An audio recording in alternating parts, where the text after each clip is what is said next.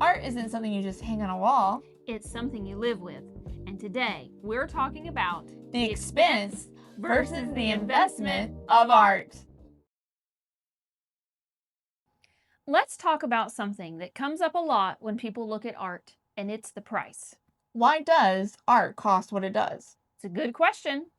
Today we're going to talk about the expense of art and what it means to really invest in your art. From the outside, it can sometimes look like art is just paint on a canvas. But behind every piece, there's more to it than just a finished product. There's time spent learning the craft, sometimes years or decades. There's materials, quality of paint, brushes, canvas, framing.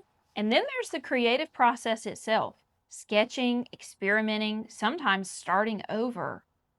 When you buy art, you're not just paying for the object, you're supporting the skills, the experience, and the time behind it. When people hear the word investment, they often think of money first. And while some art can increase in value over time, that's not the only reason people buy it. Art is also an emotional investment.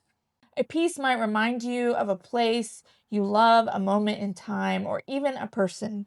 And that kind of value grows the longer you live with it. Some people eventually pass art down to children or family members. So the investment isn't always about resale, it's about meaning. One thing people don't think about is price can vary. You can start with smaller pieces or prints. And over time, you might collect larger original pieces. Collecting art doesn't have to happen all at once.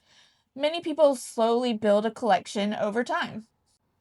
Price and value are not the same thing. And a piece may not be the most expensive thing in your home, but it can be the most meaningful. When art speaks to you, it becomes part of your daily life. And that kind of value is hard to measure. So when you think about buying art, try not to think of it only as a price tag. Try to think about what the piece means to you. How does it make you feel? And what's the story behind it?